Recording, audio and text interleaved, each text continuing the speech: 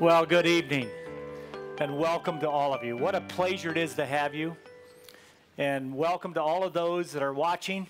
There's 10 different farm sites and dealer sites around the Corn Belt that are with us tonight.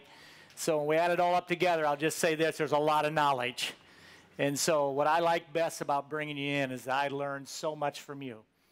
And so at the end, we'll have a Q&A. For those of you that are long distance, you'll be able to text the number they're showing you. Go ahead and text your questions to that. You will have no trouble stumping me. If I don't know, I'll just say I don't know. But we're going to get started. Wow, what a year we had. I'm really glad it's 2020. And we're past, and we're moving on. And I'm excited about this year. I expected me to say that. I don't get too down too quick. I'm pretty optimistic. But you know, as we think about what was taking place. So this is me on the first day of planting. It's April 9th, and I'm putting soybeans in, and I'm excited. What don't I know? I didn't know anything about plant 19, did I? I didn't have any realization that I was still going to be trying to put corn in June. If you'd have told me on April 9th that I was going to be planting corn in June, I'd have laughed. I'd have said, I've never planted corn in June. What are you talking about?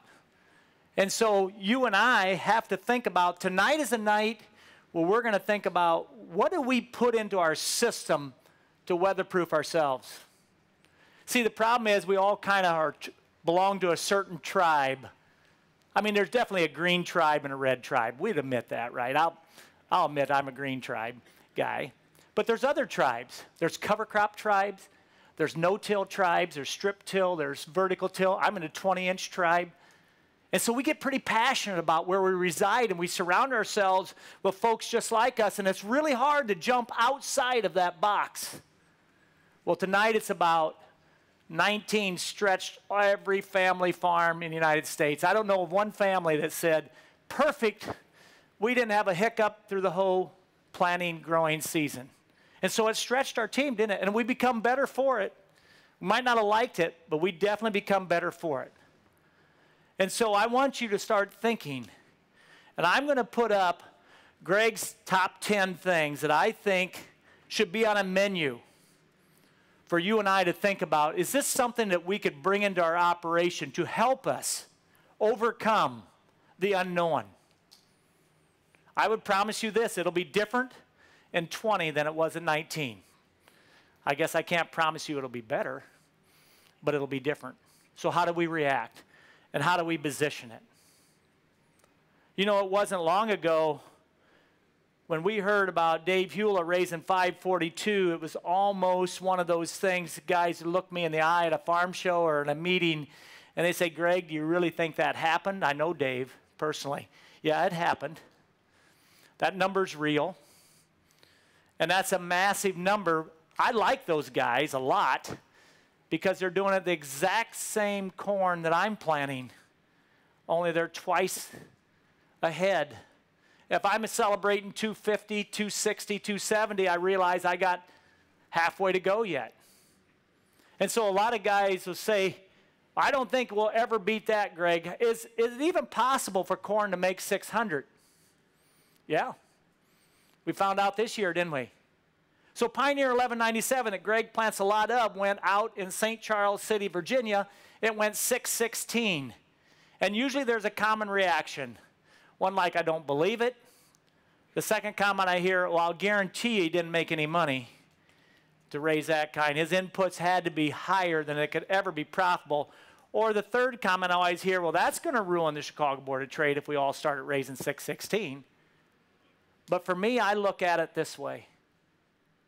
Whatever they're doing to reach those kind, and I believe that number, whatever they're doing, what can I bring home to my Tremont farm and implement? And what are the things that I can do? So let's take $3.75 corn. Let's be honest, a lot of us had that opportunity. We take it times 616, that's $2,310. You say, well, there's no way he can, make any money. I can tell you, I talked to him, he made $1,000 net. You can't spend $2,310 on inputs.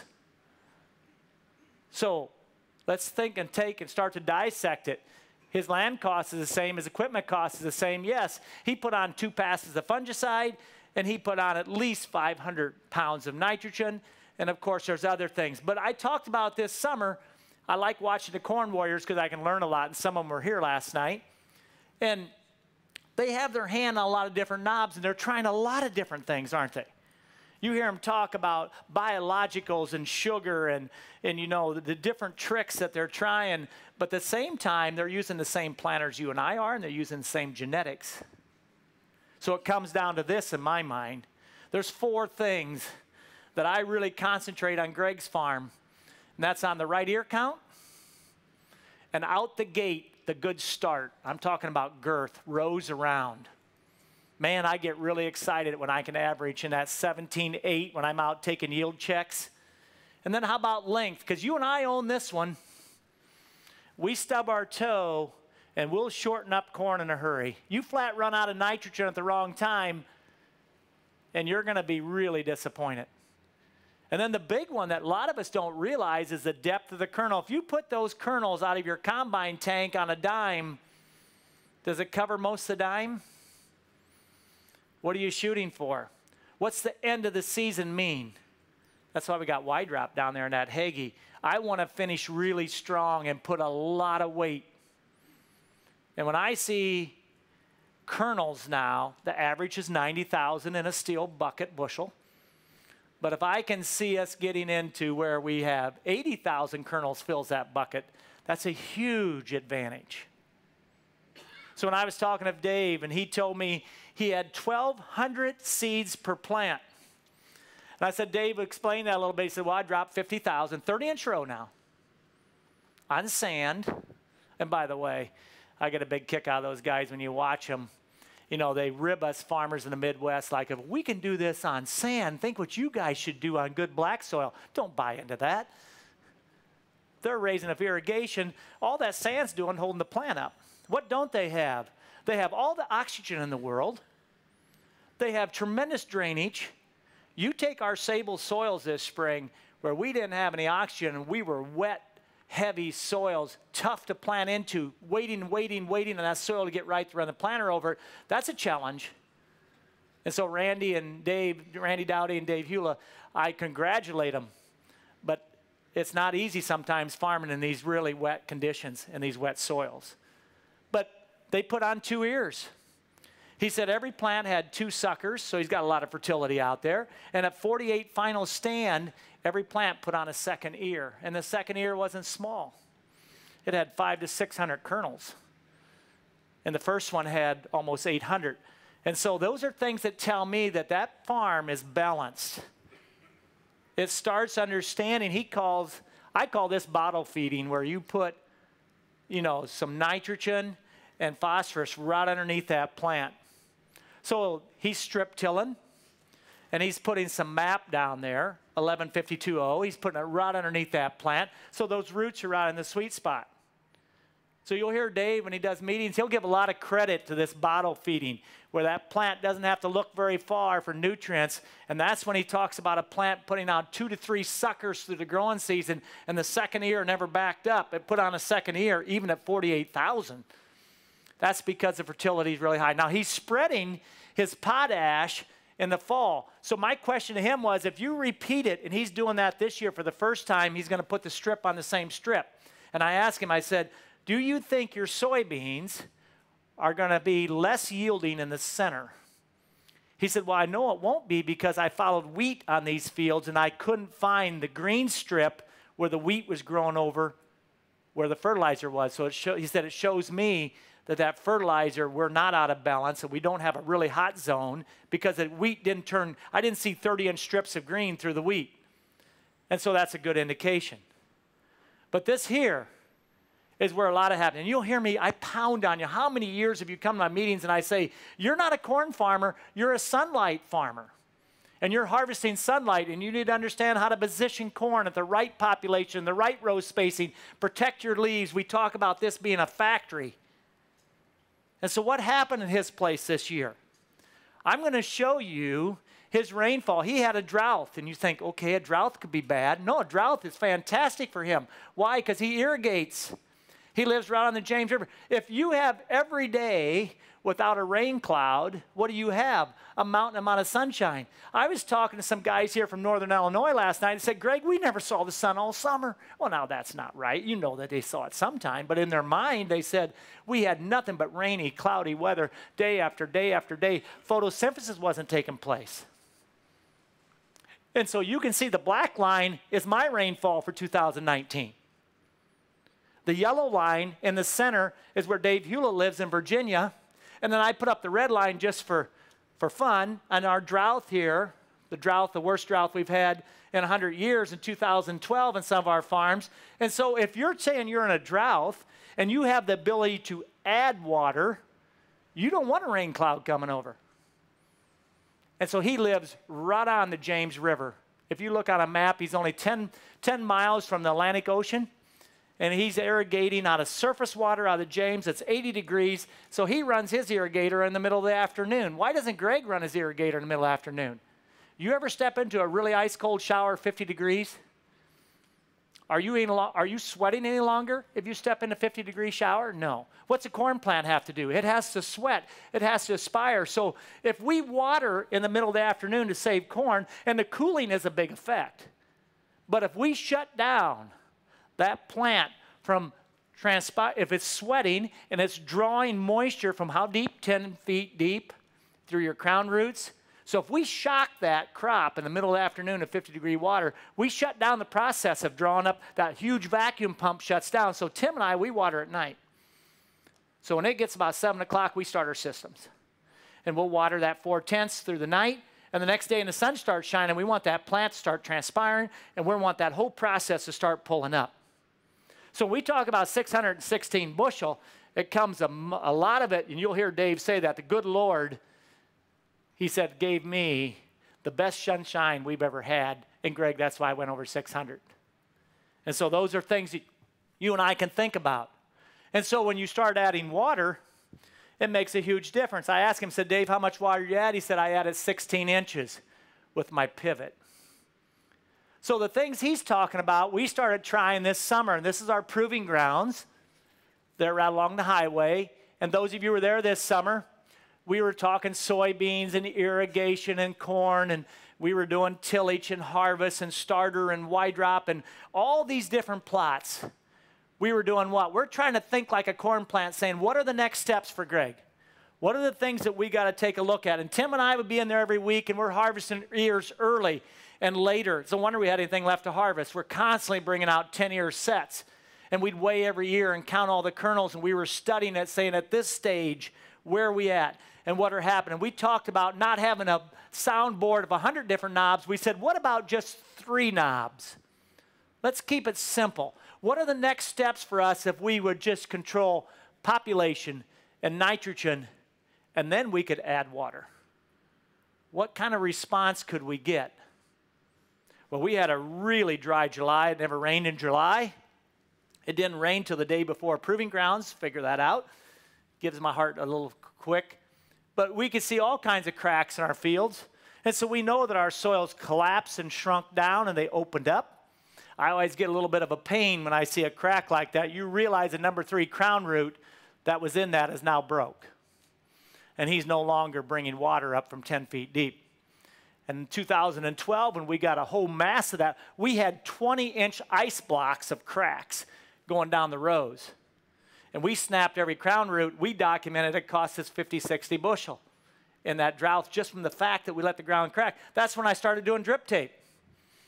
That next fall, after that harvest, I started putting in drip tape that fall. I said, I'm not going to let my ground crack anymore. We're going to start keeping moisture in there so I at least don't snap roots. But it comes down to understanding that the proving grounds, we said the black line is our nature, what the good Lord's given us. But we know what? We know that it takes water to make grain.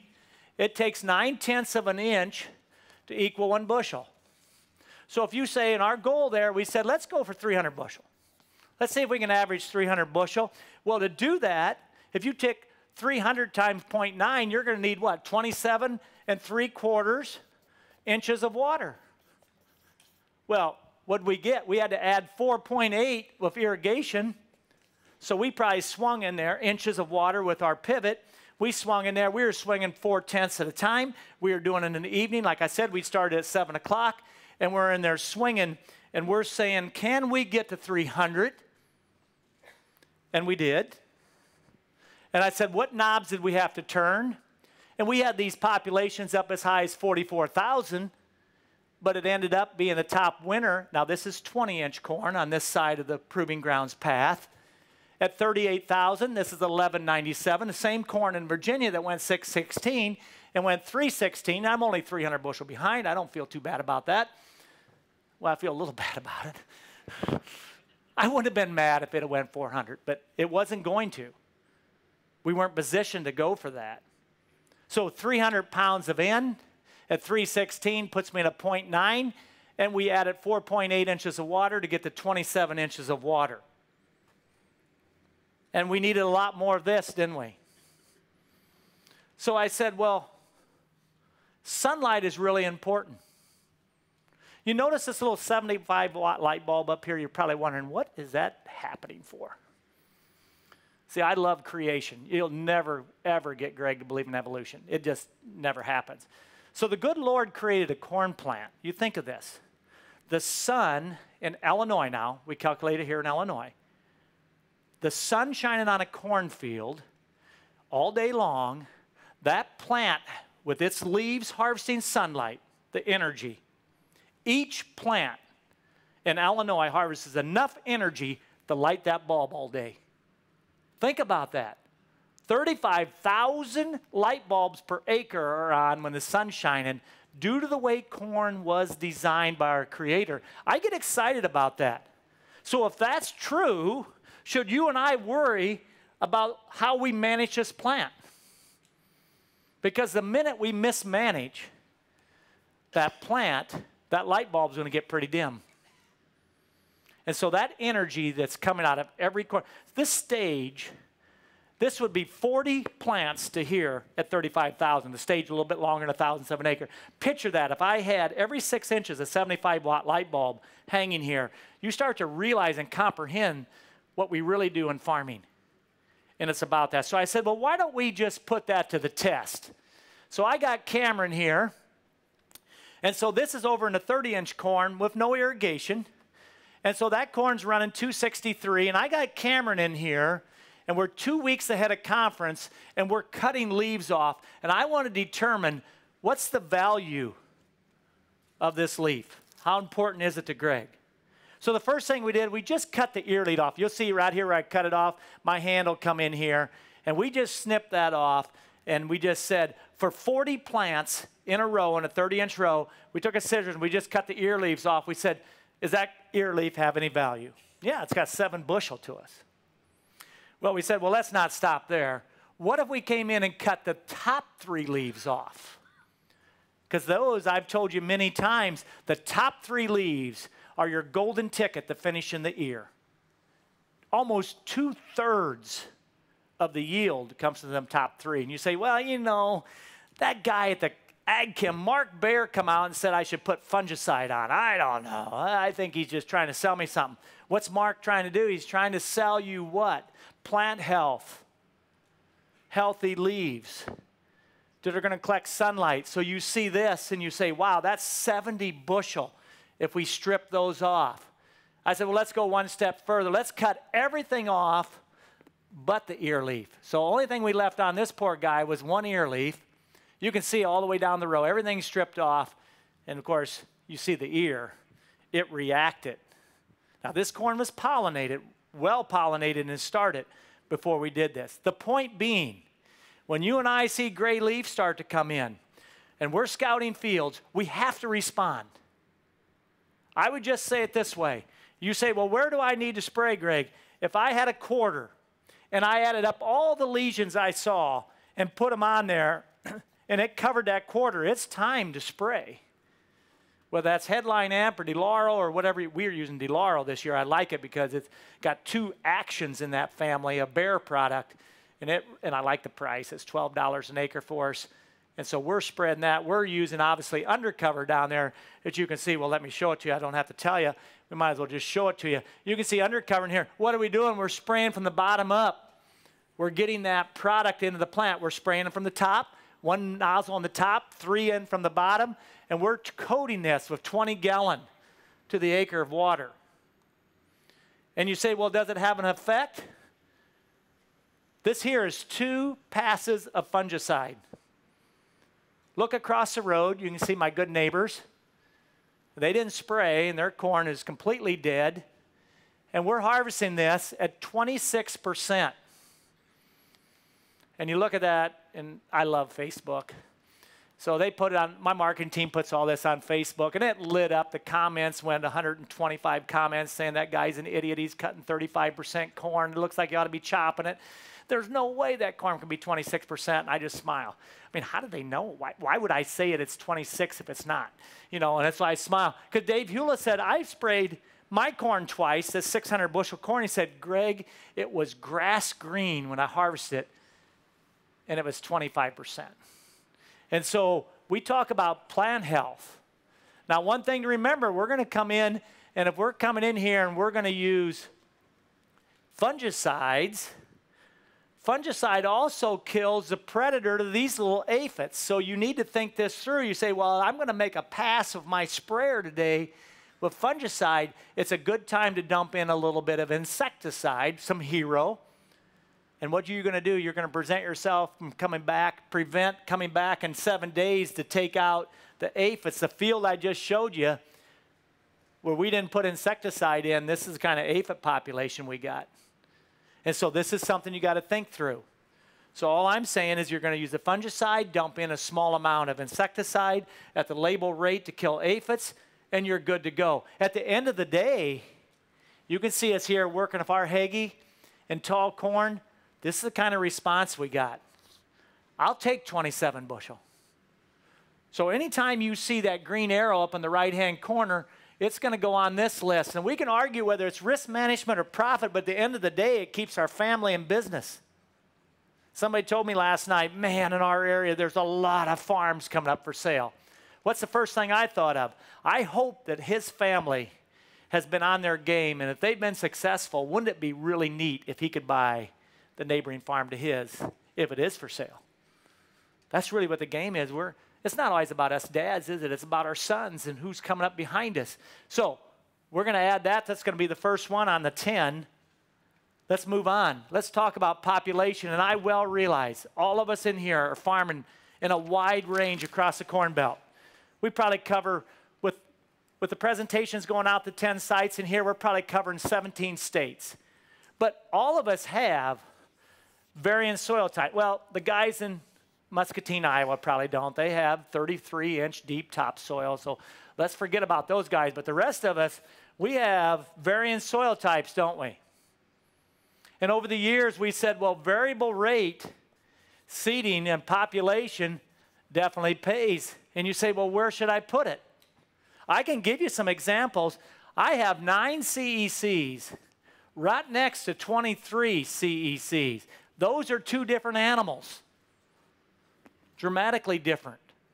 So I would not put the same population. Here we're going to put 32,000 population. Here we're going to put 39,000 population. Over here we might have 35, 34, could be a 36. But we're going to vary population because we're saying that depending upon where you're sitting on that hybrid, what's the sweet spot? I walk into this field, this is at the proving grounds. 34 wasn't high enough. That should leap out at you. When you see kernels that are trying to touch each other on the tip of that ear, that means Gregg dropped the ball.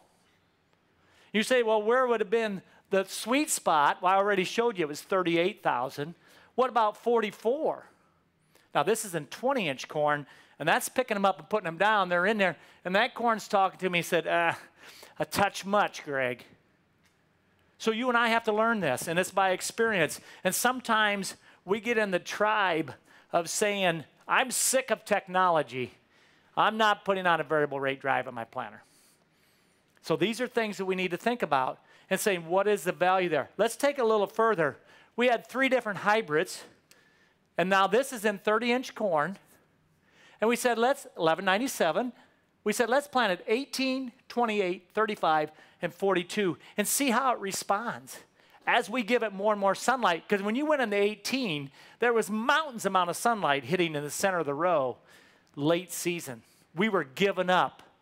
We were wasting energy.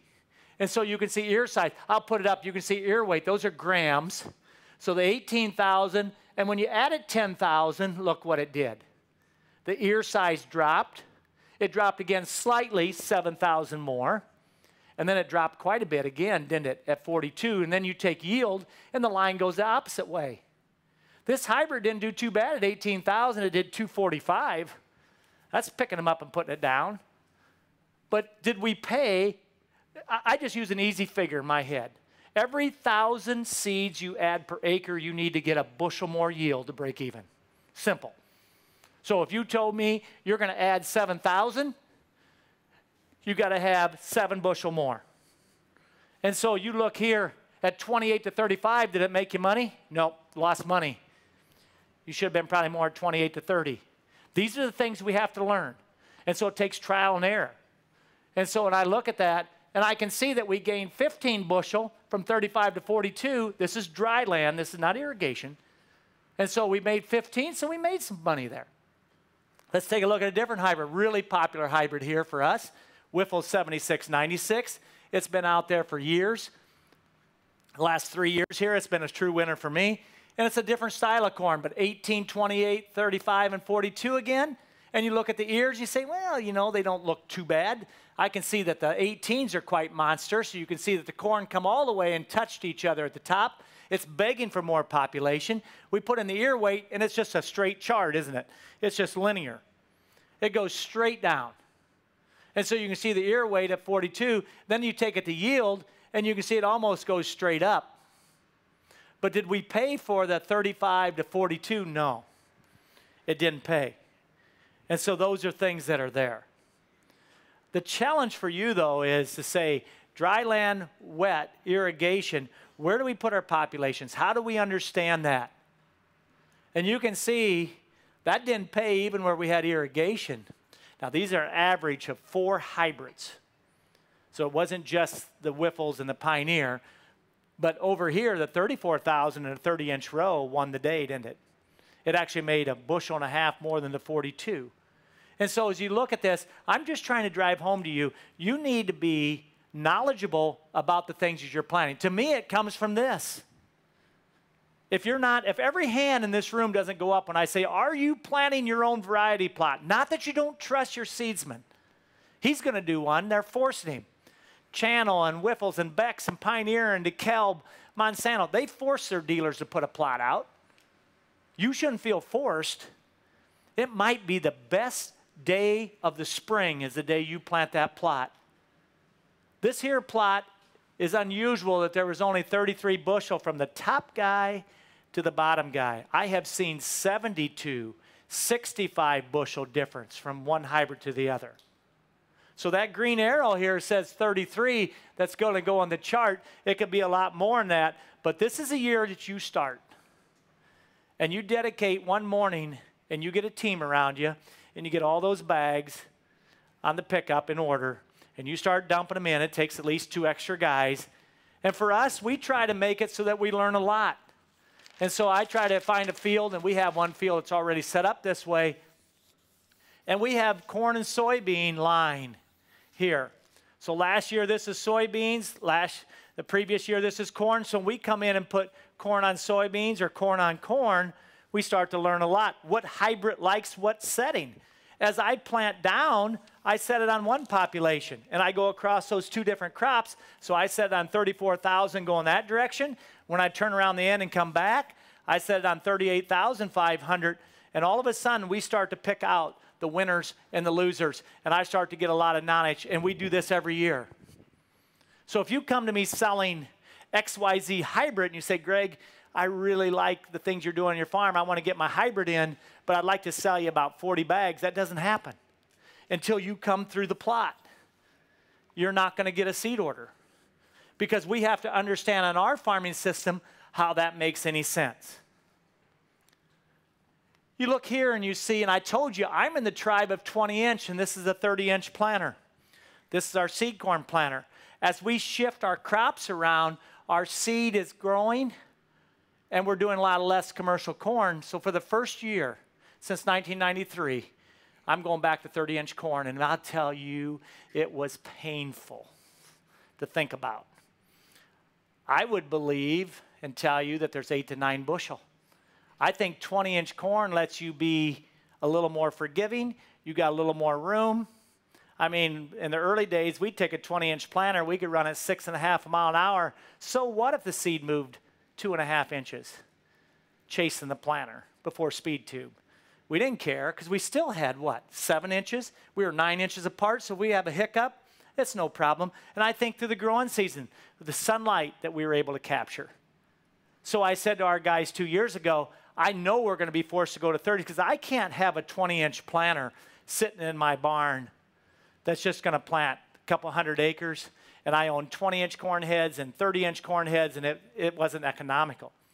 So right as we speak, we're taking my 20-inch planter, 36-row, and we're stripping it down, and we're making it a 26-row seed corn planter. And so we'll take a look. So we put out the plots the last 2 years. I've been putting out 20-inch and 30-inch on the same hybrids and comparing them. So we went into where we showed you those different ears, and we took a thermal camera in there, and we said, let's take a picture and see how are we harvesting the available sunlight, and what's the temperatures in there. Now, any place you see red, you realize it's dramatically warmer than the 20-inch row up above. If you walk in the 20-inch corn, you can feel it. But at the same time, what's happening in the 20-inch corn? We don't have as much air movement, do we? And so our humidity's really high. We really worry about diseases, and I really worry about how easy is that corn breathing in there. The CO2 emissions coming from the ground, are we utilizing it as rapidly as 30s? So let's take a look at the yields. So the blue is 20, the green is the red is 30, and this is a scattering of 4 hybrids, and we averaged them.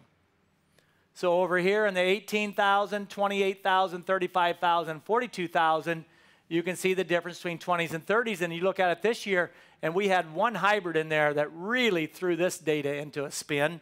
That 20 bushel is painful to look at, but it's reality. The 30-inch walked away from the 20s in that 1 hybrid by a bunch. And I don't know, maybe we just had a bad check. You know, these are not huge acres and acres of plots.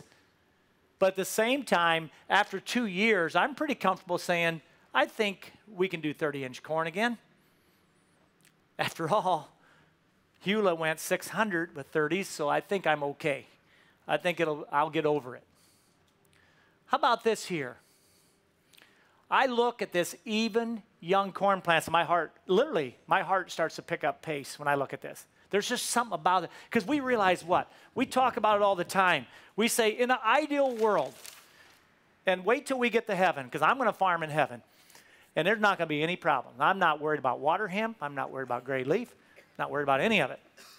But in heaven, my corn's going to come up within an hour of each other. Perfect world. Agronomists would tell you, if we could get our corn so it starts to spike through from plant to plant to plant within 12 hours, they say we are maximizing the yield potential. They say at 36 hours, when we start to see this guy coming up, this guy not up yet, and it starts to get longer than 36 hours to 48 hours, they say yield potential is starting to go down. So I look at this row right here, and I'm going, we're in the driver's seat. It's a great start. That's why for years we worked on planters. And we said, you have to get it right. But what else is there out there that you and I need to understand? And so I'm going to talk a little bit about seed tree, understanding what is your seed that you own. You bought a certain trait and a certain variety, but do you know what was delivered? How is it that particular seed, will it grow out of a really cold environment, or does it want a really warm environment? So as soon as our seed is delivered, I grab a gallon baggie. You can see me doing it here. It happened to be, by chance, the Pioneer 1197. I put the tag in. I'm putting a gallon of seed in there, and I'm going to send it here to the Illinois Crop Improvement Association, and they're going to charge me about $43 to test it. And so I'm going to ask for 3 things. I'm looking for a saturated cold germ. What's a saturated cold germ? For 7 days at the lab, they take 200 seeds, and for 7 days they hold it at 50 degrees in a wet towel, okay? Then on the 8th day, they warm it up to 80 degrees, and they start to figure out which ones are going to start to grow. And so, did it germ or did it not? And they just count it, and they give me a score. And so, I really like this. 97s, I'm like, oh yeah. What's the lowest I've ever gotten back? 67? I'm going to show you my friend that had a 44%. He had 2 pro boxes of his #1 highest yielding corn, and he sent it in, and it came back at 44%. Should he returned it? Well, no. What was he going to replace it with? It was his highest yielding hybrid. He told me about it. I said, Brad, is there any chance I can have some of that? I said, I'll pay you, whatever. I was dying to find some. I never knew it was possible to get 44. I was feeling really bad for me when I had 67 a year or two ago. So this year, I think my bottom corn was 81. What are we saying here? So when they warmed it up, they just count what grows, and what that number is what it is. So if you put it up here on the screen, you can see it, 44% cold germ. And so we said, well, let's go plant it in less than ideal conditions. So what are we really checking for? So this is one of the things. I'll talk about the other two here in a second. What we're checking for, what we're paying attention to, let's say it's 74 degrees outside today. We know soil temperatures range within 10 degrees. So if you told me this afternoon you're planting, it's 74, your soil temperature's got to be about that 62 degrees. Just count on it. That's kind of what it runs. What are we worried about, though? The day we put the seed in, do we care? No. We don't care at all about today. I've planted in 50-degree weather into a forecast where there's going to be a heat wave coming, because what is it? In 36 hours from planting, the first water goes through the pericarp. The temperature of this water sets the stage for ear count. If it's 74 degrees and there's a rain coming in, and they say we're going to get rain with a 50-degree high, should you stop the planter? Yes. Unless you're telling me you got 99% cold germ corn that'll grow out of a snowbank. Go plant beans. Go plant beans. Stop planting corn into this kind. When you talk to Hula will tell you, I watch DDUs, and if I don't have a 5-day perfect window, I don't put my contest corn in. I have to know. He said, my corn, Gregg, literally come up in 10 days in that field. Perfect stands. And so he had a lot of heat. And so if it's 55 degrees, we say, okay, go ahead and plant. But 50 degrees scrambles the germ, and it makes a real problem in the field. And when you see it, so when we look here at the warm germ, cold germ, I intentionally planted that corn at the 44% and knew it was going to take a cold drink in 36 hours. I waited, and on April 13th, I put it in because I knew on the 15th that soil temperature was going to go down to 49 degrees when it was going to take its drink. And boy, did it have an effect. When you take a look at it, compared over there, the 99%, it didn't hurt, but what, 1 bushel? That stuff come up, and you can see it here. This is exactly what we're talking about. And you can see the late emergers. You can see those that didn't come out. When you took your jackknife out there, here they are. The cold scrambled the germ in it. He can't find the sky. And so he just waddles up and dies. Cold planting, we planted at 35. We lost 10 plants for every 17 feet, 5 inches. We had 10 missing.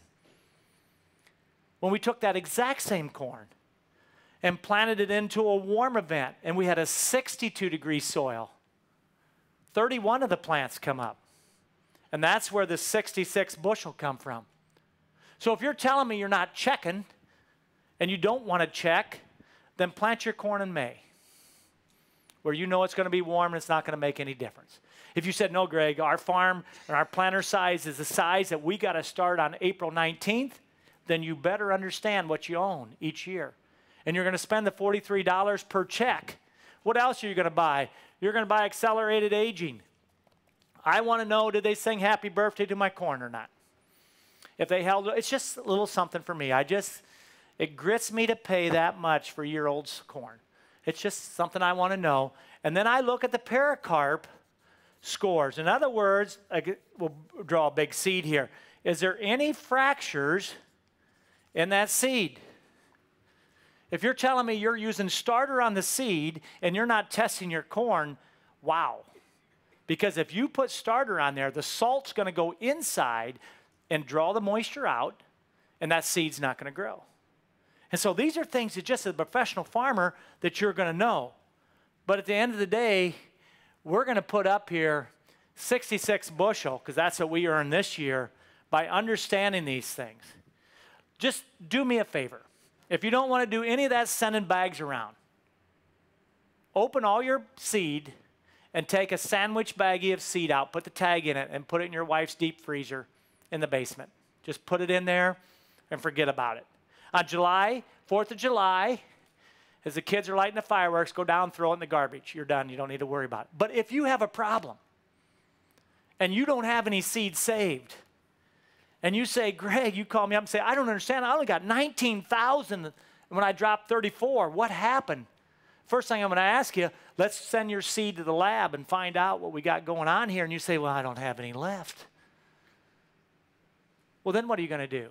You're going to call the seed guy and say, you know what, you guys, I think my seed was bad. So what would you do if you had a sandwich bag? You'd take half of it and send it to the lab yourself. You give the other half to them, and they send it in, and then you get together and compare notes. And you're trying to figure out, what are the next steps for us? So these are just little things. These are what professional farmers do to give themselves an edge. How about this? What should you be doing if you don't want to test your corn or if you're worried about conditions? I would start planting beans. Now, I went a little extreme. I started planting on March 28th.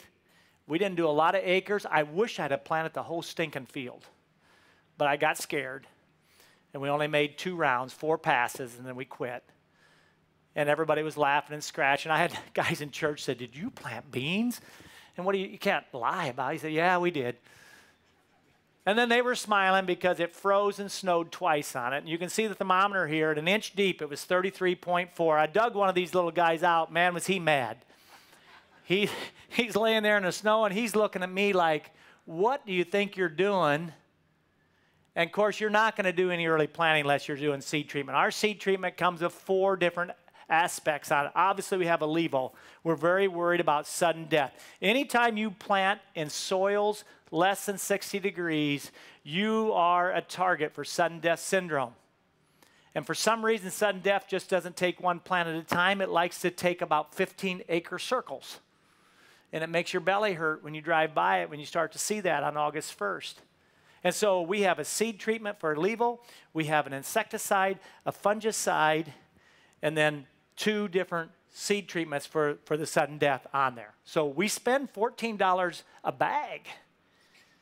Now, we're only dropping $120,000 to begin with, so it's a little less than, probably figure $10.50 an acre for my seed treatments, what it would be. But then when they come up in these early fields, you really like the kind of stand. So this is the stand I had on the March 28th beans. We came in a little bit before proving grounds, and we took samples out here, and these are the dates that we had there at the proving grounds, March 28th, the 23rd, the 18th, the 4th, and you can see we dropped 140,000 through, and you can see the March 28th, that cold snow, we lost 18,000 plants. They just disappeared. And then we took and staged them maturity, so we were 4.3 mature to 2.1. We weighed each plant, and then we took pod counts. And you see the pod counts, and you start to realize we talk about early beans, where it comes from. It's all about sunlight and day length. So what do we know? The longest day of the year is 6/21. We don't have to argue that. And so we can say, let's just put April 1st, or we could have said March, and let's just put July at the end of these. So we got this whole area. We know that the longest day is here. So as we start planting early, somewhere in here, it switches, And this is all about day length and protein in bean leaves. And as we change the protein in the bean leaf, we set the flowering time. This year, I had 6-inch high beans putting on flowers. I looked at those little guys, I couldn't believe it. I walked in that field, I had beans this tall, just covered with flowers. I said, well, you little rascals are really going to work here. And then there's a magic date in here. After that, guess what? They don't flower till you get over here. And let's just say this is May 6th. It's imaginary. Depends on the year. But let's say anything planted after May 6th is going to wait to flower till all the way over on the other side of the curve. And so when we say early planting, what we're trying to do is get ahead of solstice date, and we're trying to get all these beans up into here because they're going to flower. So we say, well, what is the yield advantage? Did they yield? Yeah, they yielded. I was excited. We cut those 4 passes, and they went 102 bushel. And you can see that 23rd went 98, May 18th went 95, June 4th went 91. These were a non-GMO. They're Pioneer 33 T60s. It's a pretty good yielding bean here in our area. Can't seem to get enough of them for us. But I averaged the last 3 years for planting dates for us. And for our farm, it's 13 bushel for early beans. So if I was, well, we'll wait till we get to the starter thing. I'll talk about it there. But for me, if you only have one planter, start on beans. Let the neighbors run on corn. Start on beans and start looking for these kind of yields and saying, what can I do to add those kind of yields to the profile? One of the things we threw in there, we've been looking at starter on beans. What does starter fertilizer do? It advances maturity. And so on April 23rd, we planted with starter, and we dumped them right on the beans to the Keaton seed firmer at 3-gallon 1034-0 versus no starter, and we added 5.5 bushel. Now, you don't see an arrow up in the top right corner because this is year 1. I test things for at least 2 years before I start to give it much credence. This year, we will lay out a lot more plots with this. But what we did is that's really April 16th planting day. We add 7 days to your planting maturity by putting starter on them. And you could see it in the weight of the beans. And so those are things that we're going to continue to look at. So I'm not going to put it on my menu. I'm not putting it on the top 10 things in my mind, but it's something I got my eye on. And I think it's going to have a lot of potential. Talking to one of my friends in Minnesota here this week, he said, Greg, he said, we averaged below 200 on our farm this year. But he said, if I could have had something in the holes, he said, I really believe we'd have been 210 bushel in Minnesota this year. He said, I would drive through these areas of low ground without tile. He said, there was just nothing. We would go from 205 to 0. And he said, we had a bunch of those holes out in the field like you see here. And he said, this was a year where without tile. He said, I'm tiling now. I said, good for you. So let's talk about it. Does drainage pay? There's a lot of young farmers in this room that are probably looking at their financial situation saying, I wish I could buy more ground. I'm not sure you don't need to buy tile. Maybe less acres, but more higher yielding acres might be a real advantage to you. So this is DeKalb 6534, planted the same day within a couple hours of each other. These 2 fields are only 1.5 miles apart. One is pattern tiled, one is not on the right, and you can see they yielded 23 bushel difference due to the fact that Dad needs to put some tile in. I'm aggressively tiling. I realize in Illinois, with the government we got, they're nuts, that they're soon going to regulate us, so I'm going to tile as much as I can and beg forgiveness and just figure it's in. I'm looking forward, to getting as much done as I can as fast as I can. There are states in Iowa where you have to show and register where the outlet is. Why are they doing that? Not a GPS point, because they want to come put the P cup underneath it and see if you are adding to the problem or helping the problem.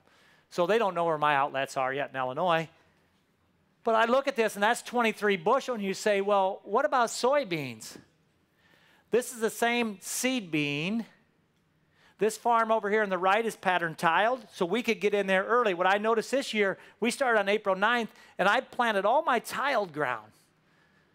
And all of a sudden, I went to the first field that wasn't tiled, and it was too wet, so I stopped. I said, man, it's just too wet. And then it started raining, so that too wet field actually got wetter. And it didn't get dry again till what? About, May 27th, June 3rd, we were in there, and I was still kind of like, we went all night. We woke up that Sunday night, what was that, June 1st or 2nd? We started at 1 o'clock in the morning, and we went 36 hours straight with all the planters, and they were forecasting 3 inches of rain, and it didn't. And I told our team, man, are we dog tired? And it didn't even rain. We should have just waited. But look at the difference here. This is 31 days different planting window. April 23rd to that about May 26th time frame. Same bean, same planter, 20-inch planter, 11 bushel difference, and said, I've had enough because I'm getting tired of cutting tracks in wet farms. And you look at wet farms, and I talked to a lot of growers last night, and they said to me, what would be your advice for all the ground that we tracked? We're now froze in Wisconsin, but we tracked every acre. We didn't get any tillage done. What do you think is going to happen next spring? And I'm like, I don't know. Not good. You're going to have to close them in. And so whichever tribe you belong to, if you're the red tribe, you're really excited about that guy pulling the green one out. But this is reality. And so what is the cost of this? So the bean field I showed you, we went in and pattern tile. It's a 195-acre field. We went in, and we're on 60-foot centers here. It cost me a little more than I like because I had to put a lot of big mains in. I had to drain the neighbors. We had to pick up all the neighbors' tile. So we had a bunch of 18-inch smooth wall and 15-inch smooth wall in here. But at the end of the day, we got it done for right under $900 an acre. We're about $895. So I would tell you this. For tile, in my mind, it's an 8-year payback, and if you look at our numbers this year, you know, we're in that $115 to $111 an acre advantage.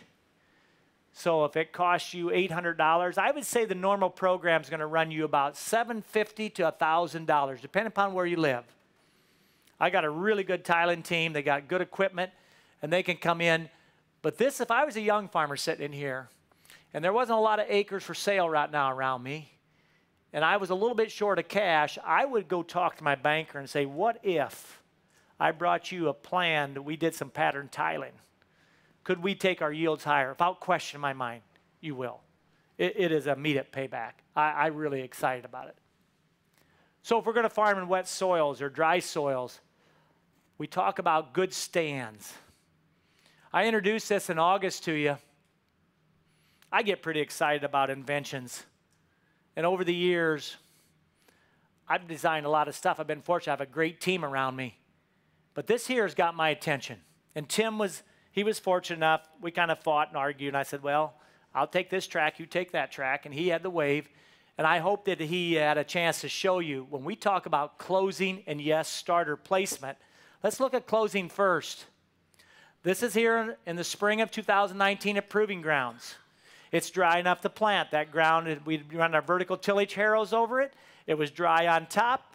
We started planting that day, and you can see underneath on those sable soils, they're pretty unforgiving, and you can see some slotting going on. Yes, we got closing systems that we know how to run. We're tiptoeing through there of Delta Force, but at the same time, when I'm here using my jackknife, it was interesting to me that we had dry dirt falling in that open trench and surrounding that seed. If we're talking about 12 hours having every spike come through at the same time, if we got a seed like I'm doing with my jackknife there surrounded with dry dirt, is he going to fire off at the same time? No, no. In fact, he's probably going to be almost 2 collars behind. If it's 2 collars behind in growth, it's a weed. 1 collar, 7 bushel, 2 collars, take your jackknife, dig him out, and throw him away. Because he's going to take sunlight and energy and nitrogen. And so we come in and we said, look, let's design a closing system that takes the side V, wraps it around that seed so we don't have any dry dirt. This has happened immediately. We're putting the seed, tucking it underneath the wave, and then we're going to take the closing wheels and close the last 3/4 of an inch that's left on top. And so over the years, as we've worked with this, I believe pretty passionately we're going to add some additional bushels. But it's twofold for us. It's starter and it's closing. We're talking about closing right now. At the proving grounds this summer, we had a rain right before it. I told you the first rain that we had since the 4th of July was that day in August. And so we got some dry soil on top, some pretty firm wet soil underneath, and you can see the seed. What happens? I'll give you a tip. If this happens to you, you get right on it and you can get a check out of your chemical company, okay? So if you happen to plant and you don't quite close the seam, in other words, you push with your closing wheels, you push this seam closed, but you didn't, and you got your seed right here. You didn't quite get it closed, and about the third day, what I've seen happen many times, it'll open up just like this. So as your spike starts to come up, the minute it sees sunlight, it unfurls. And it knuckles over and you can't get it out. That's immediately when you get on the phone and you call the chemical guy and say, I think I got damage. And if he's not right on his game, he comes out and says, yeah, it looks like we hurt your population some, and he writes you a check. You got to smile. You should go home and say, I better not do this again. But anytime, so we're saying, if we can come in here and we can take this part of the sidewall and we can close it over, then we come in and firm the top. And I don't care how you finish this, hopefully not too tight, and we're going to get that seed through there, we're going to change the game. And you can see that over here on the right side. You can see how we've enveloped over that seed. We've used an air hose here, and we've blown it out. And those are things that we're looking at. And we're saying in our research, safely, one more plant for every 17 feet, 5 inches in a 30-inch system. We believe pretty passionately I can get you to about 1.5 plants per acre, or 1,500 plants per acre. That's what I'm looking at. And so you can see here where we've blown it away. And so those are things, so we're going to go ahead and add that to the list. This is something for you to think about. How do we get better emergence? What are some of the things that we can do? So obviously we're testing. We had it out last year, and we've been working with it really hard. Today, this is us today in Texas. We're planting corn here today in Texas. We're in Levi's farm. You happen to see a great picture. My engineers are there working. He had the Sprint chasing a planter. That's a 48-row, 20-inch planter, and we're working there with Dash and Bandit. And so they've got 2 days under their belt already in January. I tell you, those guys are cheating. He has tremendous markets, so he'll be harvesting on June 1st. And boy, he hits some really good markets down there in Texas in those feedlots by having corn ready to go by then. So we're working hard there. You can see the team, and they're doing it. But what are we actually looking at in wave there? So now we're talking starter. So we've got the seed, and you can see where the jackknife is, exactly 3/4 of an inch over. We have a place where we've enveloped the dirt over. Now we have a place to put starter, and what's going to happen? The minute this little guy's radical root comes out, it's going to grow right into that. And so we talk a lot about starter, and we say, what's the advantages? Well, here's the first thing. 5 to 7 days. Starter program adds to your planting window. So if you went out and put soybeans in for a week while your neighbors are running corn, so let's just say you got one 16-row planter, one 12-row planter in your family, and you're saying, well, what should we do first? Let's pretend it's April 16th. I'd plant beans for a week. I'd treat them and plant them, and I'd let the neighborhood run. And make sure you put the name on the pro box out to the road that says Asgrow or whatever the bean is so that they know.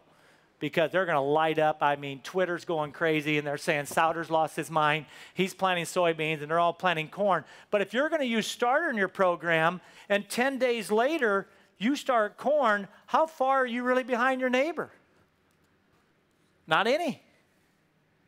And what are you doing with this starter? You're looking for what? You want to feed. Remember, this little radical seed root that comes out, he's not looking for nitrogen. You don't have any crown roots yet. Your crown doesn't come out till 10-inch high corn. Your corn's got to be this high before the crown root starts to put out its first roots that looks for water and nitrogen. What are you living off of, mama seed? You're living off the starch right here, very happily. And then there comes a day in the race where you hand the baton off to your fertility program. Are you ready? Do you have nitrogen where it needs to be? Do you have the starter there? Have you set yourself up for success? And so that's what starter does. And we talk about it a lot, and the guys say, well, I don't like how many dollars it adds to my inputs. They said, man, Greg, you know, you're looking at least at $28 an acre if we're going to do some kind of starter program. And guys say, well, I got a livestock program. We got hog manure, dairy manure. Why would we ever need starter? Well, you realize that starter has got phosphorus in it, 1034O. So you got 34 of phosphorus. If we talk about this soil profile and that little radical grows out, if you have a P1 in your soil test of 50 or 48, do you think that little root can find phosphorus early? Not until it's 65-degree soils can the P come off that soil particle. The root grows right by. It's like if Cindy would have put up glass on this side of the buffet table and you guys are trying to stick your fork through it. That would be cruel. We wouldn't do that to you. We like you guys. But the plant can't find the P. Even if it's a dairy farm with extremely high levels, we see starter response due to the fact that if we put it right here by the radical, it's going to quickly pick it up. So to help with the cost, we said, let's design DASH. And let's build technology so every time a seed comes out, we take your total starter and we just scrunch it down. And we put the same amount on, but just in a small dash. What would happen if the root would get into that? Let's take a quick look at it. So we said it's $28. Let's just draw it out. We know that every seed's 6 inches apart, so we'll just draw it out here. We know that you can come in and you can put that starter all the way in a continuous stripe all the way down to the field. That's possible. And that's going to cost you $28. But what if you came in of technology and you just put a 3-inch, so halfway there's nothing here. And so if you put a 3-inch, or even what would happen if you put a 2-inch dash? Now what does it cost you? Well, if you're only using half, you're still putting on the same amount, but you're using half the product. Well, we cut your cost to $14. If we're going to do 2-inch, and you can bet Gregg's going to do 2, because I've been watching this for 2 years, and then I see what happens when the radical gets into a dash that has, let's just say 10 gallon to the acre. It's amazing when you look at it. Now we're down to $9 an acre. So if I could tell you we can lower your cost, lower the dollars, and raise the yield, are you in? Let's take a look at it. We're not going to argue about mass. I've never seen a time when starter didn't make more plant. That's just the way. You can see me. I wanted to kneel down because that's what all the starter companies do. They always have their agronomist kneeling on the brochure, and he always has it. That's why I did that. I was going to just replicate that. So tell you, we definitely raise more corn quicker. If you look at the 2-inch dash to the starter on the same day, look at the ear development here compared to there. Now, I'm not saying it's going to yield more. I'm just telling you it's ahead. I believe it yields more, but at this stage, I can't prove it. This corn's going to continue to come on. And so if we look at it at this stage, look where the 2-inch is here. So the 2-inch here has what? It's got tassels out, and where the check is, it's just nothing there yet. So let's take a look at the yield. So where we had no starter, it made 282. 5-gallon continuous I put in here, so this is a 15-gallon, but actual, you only took 5 gallon to the field. Let me help you out. At a 15-gallon rate here, what he actually used on 100 acres is 500 gallon of product, not 1,500 gallon. The starter tank on the planter only needed at 500 gallon at 5 gallon to the acre. But the rate that the root sees was 15 gallon. So when the radical grew in there, it got a good drink of high fertility. And so continuous was 284. 3-inch was 288, so it went 6 bushel better. And then look at 2-inch. And I've seen this 2 years in a row. What did we make? 9 bushel more? It gets my motor running because now I've cut my cost. And so in 2-inch on the 15-gallon, you know, all I had to take was 5 gallons to the field, and I saw more. So I saved 20 bucks, and I got 9 bushel to it. And so this is what gets Gregg going on a starter, knowing it's in my system to help me through whatever nature does. It helps me through. We wouldn't have a good night if we didn't talk about nitrogen and management. I don't know how many phone calls I got this year from growers saying, man, Gregg, we dropped the ball on our nitrogen program. We put way too much up front, and we didn't plant our corn till, pick a date, May 20th, and that whole window in there, water was washing through our field and drained, and our nitrogen was moving on us. What do we do now? And I said, well, find somebody with a Y drop will come in and help you rescue it. But we're not talking rescue here. We're talking over here, once and done, and over here, a split system, some with the planter, and some come back with Y drop. Let's talk about the planter first. I'm a big believer in using that planter pass to put some N on. I think it's a tremendous advantage. I watch what banded nitrogen does compared to broadcast. And so here, what are we doing? We're putting it on 3 inches on each side of the seed. Let me draw it out for you. So you come in here and we planted this guy. Oh, let's just say 1 3/4 inches. We're going to come in and we're going to put nitrogen now. 28%, 32%. Pick whatever you want for the product. And we're only going to put it 3 inches over by 3/4 of an inch deep. And you say, whoa, wait a minute, Gregg. I thought all the banding needed to be like 2 by 2. No, I don't want that. I realize to push that 8-inch disc in the ground is going to take downforce. I made a living on getting planters to hunt, and I realize how much downforce it takes to get to 1 3/4 inches. The planter unit weighs 200 pounds if you set it on your toe, okay? Just the weight of it. Then it took another 200 pounds to get the seed, or as much as another 400 pounds to get the seed to 1 3/4 inches, depending upon your conditions, your soil type, your density, your tillage. And so if you told me we need a lot of downforce to get that disc in deeper than 3/4, we want it to go to 2 inches, you're going to have shallow seed. There's going to be times when you're hitting soil structures and that planter's going to do what? It's going to start to come up. And you say, well, I got delta force. Well, delta force is only 5 hertz, so it's only doing it.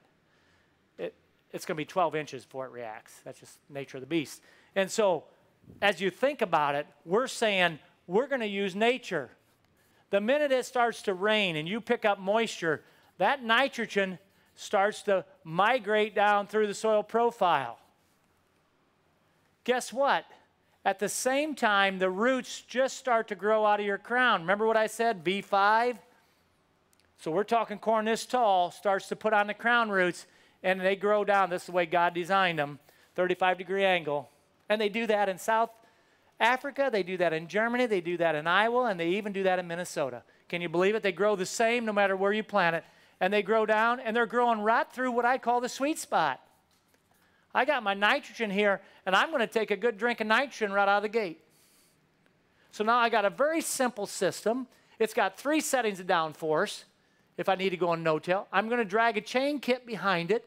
So if I ever hit a hard soil type, you say, well, I want my bandits to go into concrete. Really? I don't. Because if they did, your planter would not go deep. It would run out of downforce. It just would not have enough.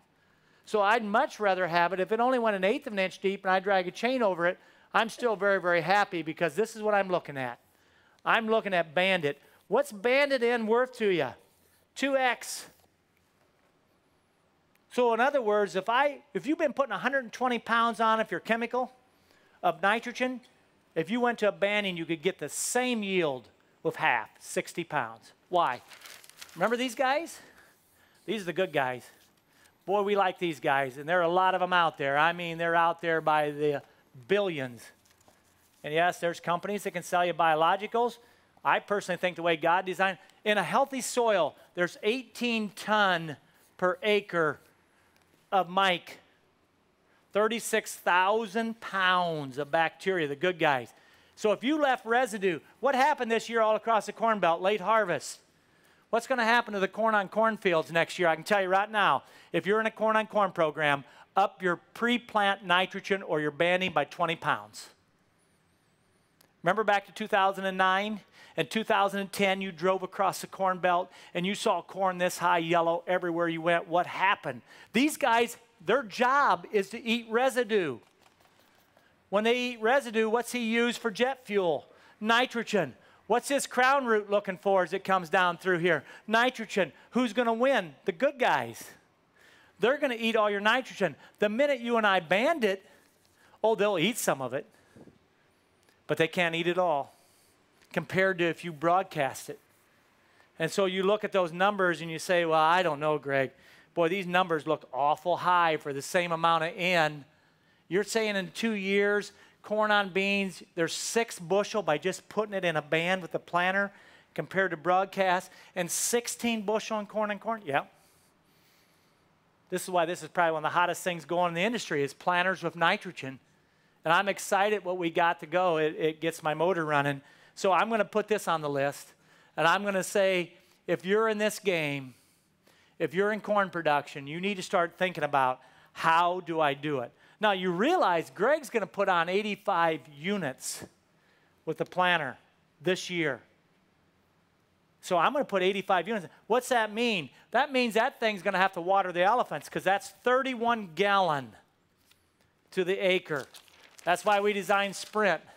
If you followed us very long over the years, you realize that we build things that we need, and then we say to you, hey, would you like to take a look at this? So we need it at 31 gallons to the acre.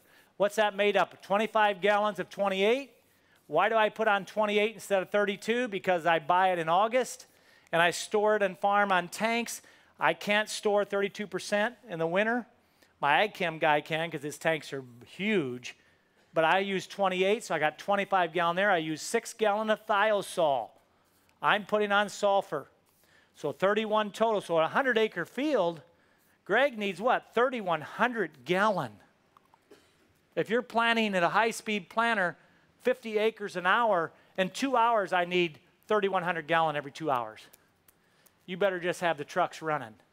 But the planter's going to have to stop a lot. I said, no, we're not stopping our planters anymore. 30%. This year I had a 7-hour window planting. High-speed planter, we were running 9 mile an hour on seed corn. And in 7 hours, the gator put in that planter 9,300 gallon of nitrogen. Planter never stopped. And it rained us out just like we thought it would at 9 o'clock at night. So we started at about 11, well, it must have been about 10 hours. Because we started about 11 to make the first pass. At my 9 o'clock, we had one move in there. It was pouring down rain. But we got a window of a lot of production. And so these are things that we look at. But there's later nitrogen, so we band it. Now to finish a race, what's your opportunity? And so for years we've talked about coulters in the center of the row and a side dress versus wide drop where we drop it right beside the root. So in other words, we're saying this plant's 16 inches tall and we're dropping nitrogen on top of the ground. And there's some of you in the crowd that say, whoa, what about if it doesn't rain, Gregg? What's going to happen? So if you're out here and we're talking about a 16-inch, well, let's just say V6, a V6, and we're saying we're going to put nitrogen right on top of that root system, and 30 inches over here again, we're going to add nitrogen right here versus in the center of the row at 2 inches deep. No way could on top equal 2 inches deep because I put it in moisture here, they say. We got it in moisture. Well, we're in a trial of Farm Journal, and Ken Ferry, and it didn't rain for 41 days after they did these plots. For 41 days, it never rained. And the farmer said, well, this is going to be a blowout. And we were 10 bushel better for the same amount. Why? Have you ever seen the way God created corn? And if you get a dew, you ever walk in corn where your pants get wet up to your knees? Do you realize all that dew runs down, it creates what we call stem water? So if this is a plant, we get what we call stem water around each one in the row. Is there any stem water in the center there where it was? No. Where's their nitrogen after 41 days? 2 inches. Never moved. Not enough moisture to move it. But we had already got it down into the root system, and our corn was green, and it was firing, and we had a 10 bushel with the exact same amount of nitrogen. So these are things we think about. So we'll be able to add 6 bushel to your program. Our program is of 85 with the planter. We're going to come back in when corn's this tall. Anywhere from V8 on, we're getting ready to put Y drop on. What are we doing? We're finishing the race. I had a grower last night here, and he come up to me and he grinned. And he says, I'm going to tell you what I do, but you're not going to like it. And I knew what he was going to say. He said, I already got all my nitrogen on. He's a once and done guy. He said, I got her all on in November. He said, and I'm done. I didn't say it, but I thought in my mind, yeah, you're done. Because for 10 months, I have no idea how did he pick what should go in this box for the rate. The next 10 months is where this is all going to happen, and we're figuring out what size ear we're going to put on here. If you run out, did you see what happened on those slides when we run out of nitrogen? Did you see the pullback on that tip? And so if you guessed, and let's hope he guessed right, and so he has a magical number in here of something, what usually happens? They guess high. So they'll put on 240 pounds with the magic N-serve, and they'll say, that's the ticket. Well, if you have a CEC, remember when I drew up that map of CECs and I had a 9? Take that times 10, and that's the most nitrogen that soil can ever hold at one time. If I had you go through of a dessert plate, and I told you to put 5 sandwiches, 15 shrimp, and 25 wings on that plate, what's going to happen? It's all going to fall off, isn't it? It's going to be in the sawdust. It's the same thing here. If you say you're going to put all your nitrogen on at one time, and you're really worried about the growing season, because you don't know what's going to happen in June, July, and August, and May, and February if it gets to 60 degrees and it's raining, what's going to happen to your end? So I like being in control. I'm a control freak. So I'll put some on at the planter, then I wait, and I wait. And I wait till about, what, July 4th? Now I'm out, or June 25th. I know what's happened all up to that time, and I pick the right amount of N. And at the end of the day, our national average across the country is about 12.6 bushels. So I'm going to add that in. So we got 10 things there for you to look at. I'm not saying you should do all of them. You don't come here to have Gregg tell you, this is what it costs, this is what you should write a check for. You have a 16-row planter, you need this, this, and this. I'm not saying that. I'm challenging you, some of these things on the menu you should be ordering. And you should be thinking ahead. I don't know what June 1st looks like in Worthington, Minnesota, or St. Charles, Virginia. I don't know. But I know if you build a system, it'll make a difference. Take a look at this. Hashtag plant 22. What's that mean to Gregg? I'm laying out plots right now that's setting my system for 22. So for the next year, on 20 and 21, I'm trying. Starter on beans. I'm going to do strip till and put fertility under the plant since I'm now in 30-inch rows. And so there's different things we're going to try. Am I going to do it on 1,000 acres? No way. I'm going to do it on 40-acre blocks. And over the next 2 years, I want to get 2 weather patterns. And if it fits us, we're going to jump. We'll jump fast and hard, but I'm going to prove it first. And that's what your task is. I want you to take things out of here and you try them. Go out and plant beans and let your dad have a heart attack. It's probably dangerous to ask a crowd this. I have never had a friend yet around the country that's planted March beans that have yielded under 100 bushel. Now, I'm sure somebody in this crowd can raise their hand right now and say, Gregg, we tried it on March 28th and they made 64. I'm sure there is. But I know of dads that told me, my crazy son, I was in Florida, and he called me and said, Dad, I planted 40 acres of beans. I said, you did what? I buy straw from him. And he come home. He said, I come home and I looked at that and it froze. And I said, if I ever get a hold of him. And they made 103. He said, man, did I put my foot in my mouth. And I had another dad tell me the same thing, living in a different state. He said, our beans made 102. Ours went 102. I'm not saying if you plant them all in March, they're going to yield 100. I'm just saying, isn't it interesting? And then so you think about what beans need and where the next step is. I talked about it last year. I was just going to put this slide up. I told you we're working on technology that's going to add 50 bushel to cornfields in the next 5 years. And we've come a long ways in 1 year. So I'm ready to jump in this August. If you tune in to 360 on the YouTube, you're going to see us in the cornfield. And I know some of you are going to belly laugh, and some of you are going to shake your heads, and most of you are going to lean in. So I can't wait to show you what we're working on. And you say, well, it's just 195 of us here and a few on the internet. Why don't we just talk about it? I can't do that yet. But I'm excited to show it to you. So in August, we'll reveal it. And I think it's the next step in ag, so we're going to take a look at it. Let's take some questions. John, if you have a mic. Wow, I do. You scare me. You come out of the back. You are perfect timing. Let me guess. There's some more anhydrous questions on the text. Not an anhydrous question in the batch yet, but you might get one now. Yeah. How about here? Anybody, any questions with our audience here? Yeah, raise your hand. John will bring you the mic, or I can repeat it. If you have a question, you say, Greg, that doesn't make any sense at all. What are you talking, foreign? I'm passionate.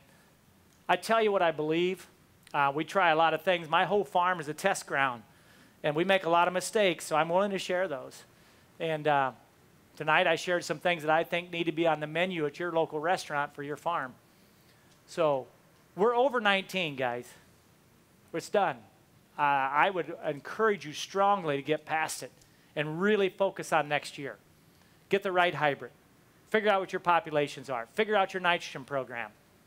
Are you going to use fungicide? Put it in the budget now. You know, those are things. So Todd Folkert wants to know if the Wave will accommodate the Smart Firmer. Well, where's Tim when I need him so bad? Tim, is there a shorter version Smart Firmer? There you are. Yeah, there's a mini. Is there a mini? Have you tried the, so we have a dealer in West Bend, Iowa asking yes or no on a Smart Firmer with Wave? Yes, the mounting is the same, so we believe it'll work. Right. We haven't had a chance to get our hands on one yet to test it, but it's designed to fit that mini. Yeah. Yep. Okay, good. Good. Yep. Yes, sir.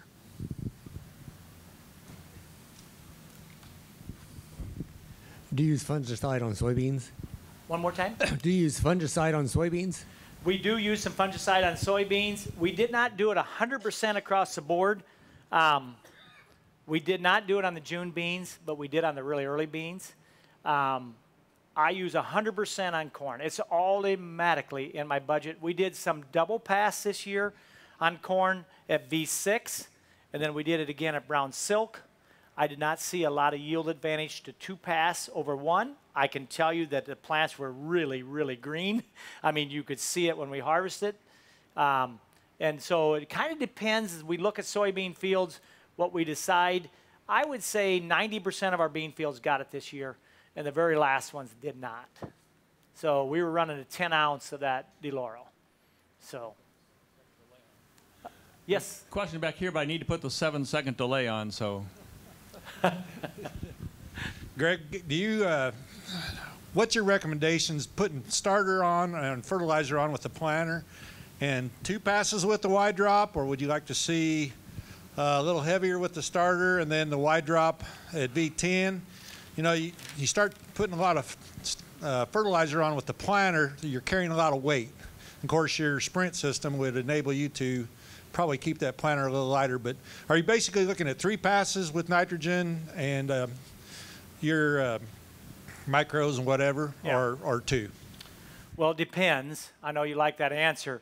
This year we did 2 pass of wide drop. It's just really, I look at the conditions we have. We did not have as much nitrogen on this year. So this year we are running about 64 pounds of nitrogen with a thiazole. That's what I had on. So at V6, I'm out with soil scan, and I'm pulling soil samples 12 inches deep, looking at available parts per million of nitrate. And so we always say that when our parts per million of nitrate get to 10, so it starts up here, like when you start on June 7th, there'll be 19, 17, and then if the good guys, if these microbials kick in, I've seen it go from 17, the next week it goes up to 20, and you're like, wait a minute, the corn's growing, how did it go up? Well, these guys are kicking it in, and this year I couldn't find, I had 3, 6, 7, 4, and I'm having a heart attack. I'm coming home and telling Tim, we're in trouble. Yes, we banned it, but we've had so much rain, Tim, we're not going to make head-high corn one pass wide drop. So Andy immediately went in at V6, and we put on another pass of wide drop. So I put on another 60. So now I'm sitting at 125. And then I came back with another about a 65. We went up about 195 this year. Usually our program is 180 to 185 total in. I want to be in the 0.7 club, pounds of N per bushel. This year broke all the rules, and I reacted. Am I glad I did? So we're using starter on the planter, we're using nitrogen on the planter, and we're using the Sprint to bring it. And so 2 funnels are on the planter, one for starter and one for Sprint. One's going to the starter tank, and the other's going to. I like keeping the tractor really light. Well, we found out 300 gallon keeps us maybe 50 to start, and then 300 gallon, and we can keep up just on time. The Sprint guy does not look at his phone a whole lot. You know, that disease, well, that's only a dad thing that thinks it's a disease. But, hey, if it wouldn't have been for Twitter, we wouldn't have stopped the war. You realize that?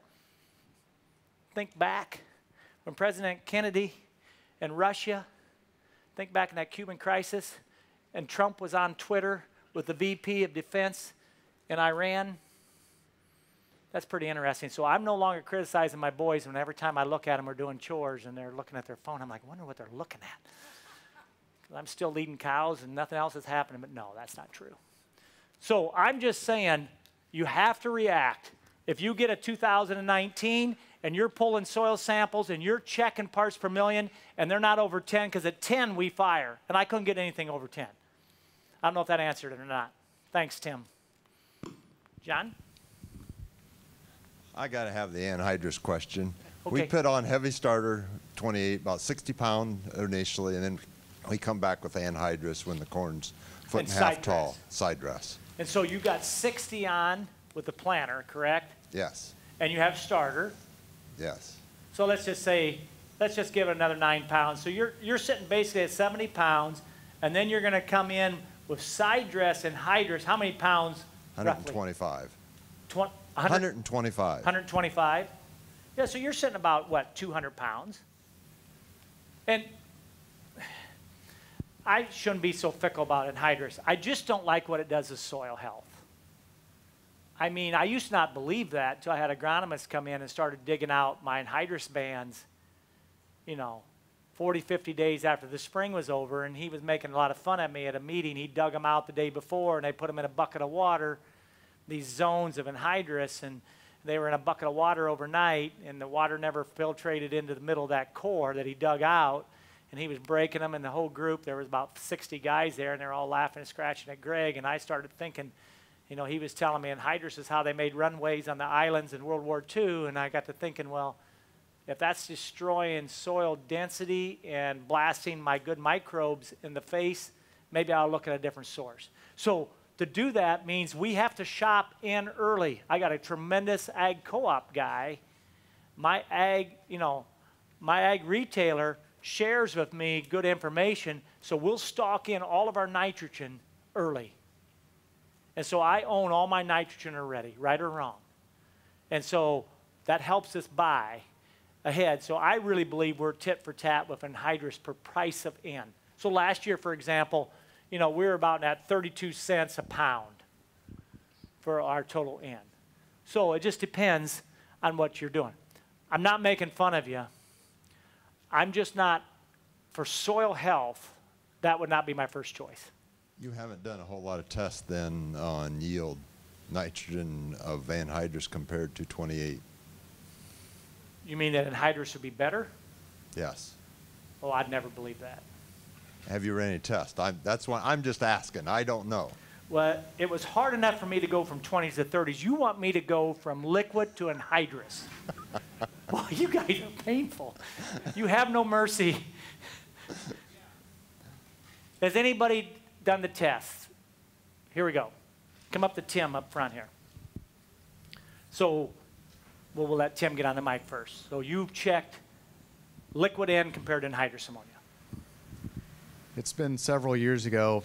We were big fans of probably sidedress and ammonia for probably 40 years, and tried that versus did the same thing, about 60 pounds up front with weed and feed, and then no starter at the time, and then all anhydrous, sidedress, split pass Y drop, a split pass Y drop with anhydrous, a split pass all up front with 28, and then we did knife and colder, and our test came back very favorable to 2-pass Y drop. It was at the time, and we did it on 160 acres, 48 rows each block, and 4 varieties. Wow. So you replicated across on 4 different varieties on 160 acres, and you did the gamut. So you did all up front of liquid. 6 to 10 bushel better on Y drop. On Y drop. Does that help? Good. There you go. So. Oh, John, that ruined it. Oh, I like that answer, though. Yeah, you like the answer. You paid him. Isn't that great? No cash, right? No cash. That was just the gift certificate to the dessert table afterwards, Tim. You can have all you want. What else? Right here.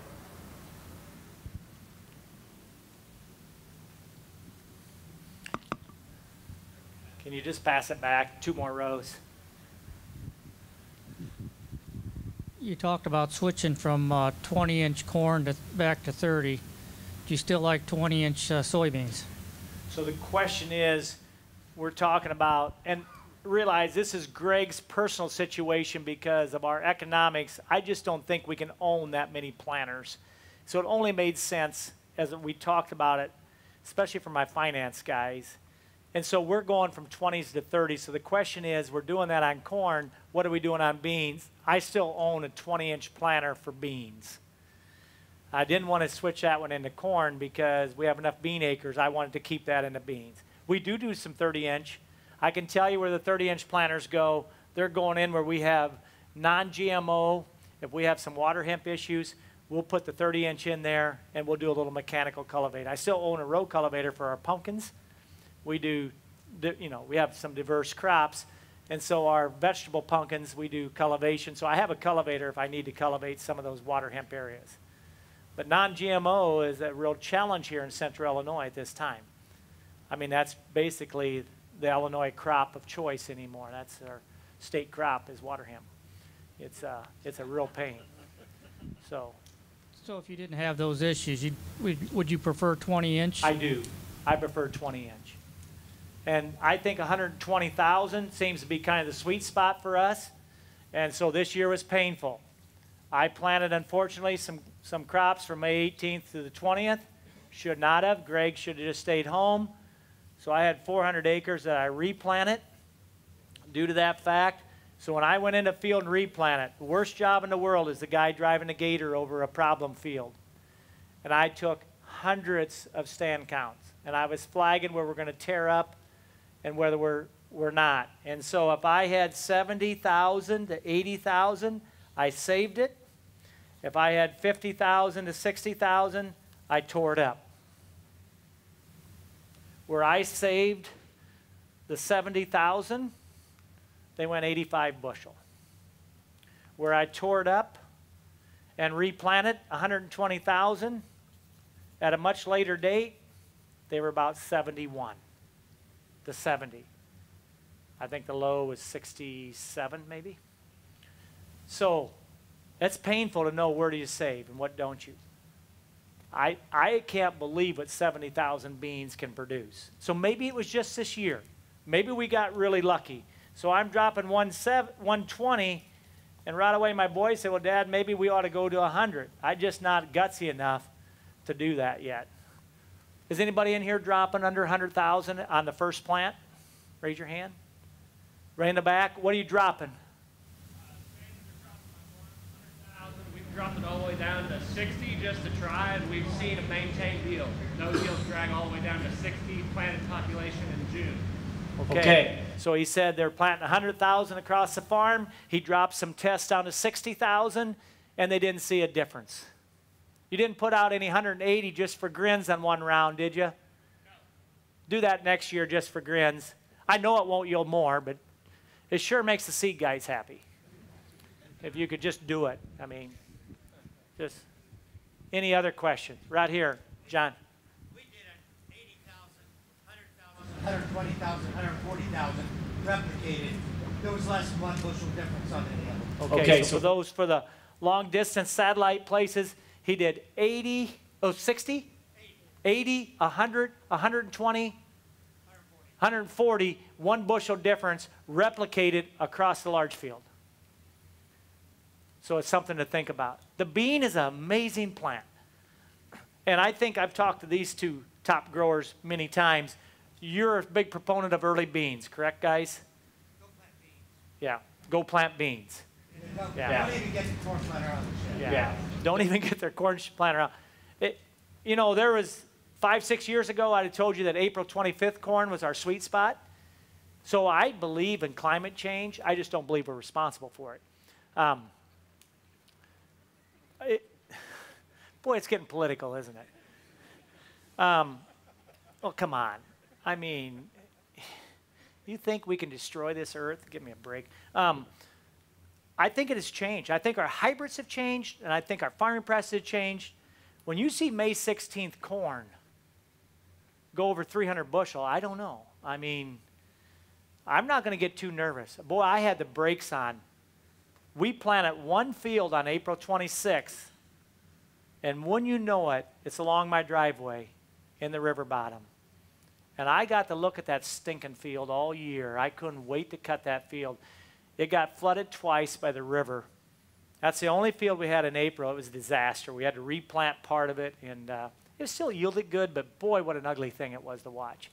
So 100% of basically of our crops were planted in May.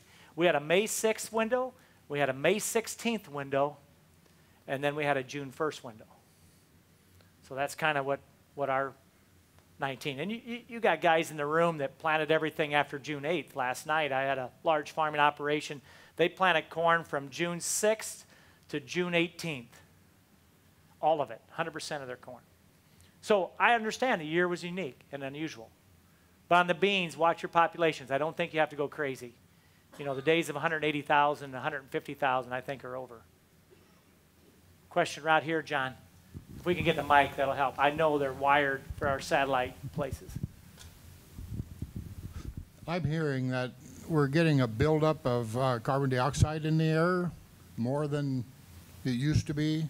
I'm wondering what effect that has on yield. Well, it's interesting to me. I just saw a map that the environmentalists one liked, and it was a world map, and the United States Corn Belt was green with oxygen from all of our corn, what we were putting back up in the atmosphere. I mean, farmers should pat themselves on the back. Now, CO2 emissions help crops. I mean, that's what crops feed on. I mean, I've thought often we should take in a soybean field and break that, take an anhydrous knife. When you no longer use them, send me your knives. And, you know, if we had 30-inch beans, if we would just take an anhydrous knife and run it here 10 inches deep, there's no doubt in my mind the CO2 we release, carbon dioxide, would produce more yield. So something to think about. I don't know. But so I'm not sure that that's a negative to us as producers. You know, I don't know how to argue the science of the environment impact. I don't trust them. I don't trust the numbers. John, you got any from long distance text in? Yes. Are you testing strip till, cover crops, organics? You mentioned strip till there at the end, but what are you doing to test what's next? Yeah, we do a lot of cover crops. So all of our silage ground, all of our pumpkin ground, all of our seed corn ground all get cover crops. We don't do that like if we're doing commercial corn. Our bean ground gets inline ripped. Our corn on corn gets obviously, you know, the bullet. And then depending upon what time of year it is, we have a air tank on one of our 40-foot vertical tillage that we can do variable rate seeding of cover crops, and it's map spread, so it makes it really do. We can change, you know, from rye to sweet oats. Oats are by far my favorite because it's the easiest in the spring to deal with. We got a lot of rye out that we're going to have to be very timely on. I'm not a huge fan of letting rye get away on us. I think it's a negative to corn yields, so we got to be very careful.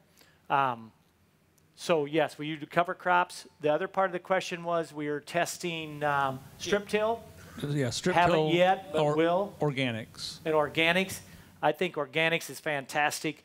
If it fits you, you got to be really, you know, if you're a dad with 3 14-year-old, 13-year-old, and a 15-year-old son, and you're a smaller farmer, I think organics could fit in very well. It just depends what you're set up for. You know, do you have on-farm storage? Are you going to be able to find a marketplace? You know, how long will organics go? Look at the non-GMO beans. They all used to go to Japan, and now most of them are being consumed in the country. So in other words, non-GMO soybeans are being ground here for our use here in America. So I'm not saying that organics won't have a place. It's just one of those things that's hard to get into with the 3-year, you know. I had some neighbors here last night they jumped in of both feet. They're doing an excellent job. Just last year was their first year of organic harvest. And they're doing it. I watch it with interest. I did accidentally get lost, and I wandered in. I didn't know where I was, but I enjoyed looking at it, and then I wandered back out, and it looked really good. It was white organic corn, and it's going to yield. They were knifing in hog manure for their fertility. If you got chicken litter and you got a manure source, organic makes sense. If you're going to come to Gregg and we're going to try to put 1,000 acres of corn out organic and I don't have manure, that's a real challenge. So if you're a poultry guy, it might be something you want to look at. How are we doing on time? Are you up? One more question? Or? We'll get one more question. Just let the guys get down to their demonstration stations. We're going to open those guys back up. Yeah, we'll open up all the demo areas. Yep. One more question. And Cindy's got the food line restocked for you. I also want you to, if you want to take these cushions home with you, take those back with you as well. So any one last question from here? Oh, good, because there's a good one that came in for you. Well, you get a real kick out of this, don't you? do. Is this like your sweet spot if you can make Gregg blush? It's not anhydrous. Okay. Are you going to join Corn Warriors? I don't qualify. I'm not even close to 600 bushel. So I don't think I would qualify. I enjoy watching it. It just intrigues me. You know, it intrigues me the different things that they do. It stretches me. I'm curious, So. how many of you guys and ladies watch Corn Warriors? Yeah. Okay. So see, I'm not the only one. Mm-hmm. So great. Fantastic.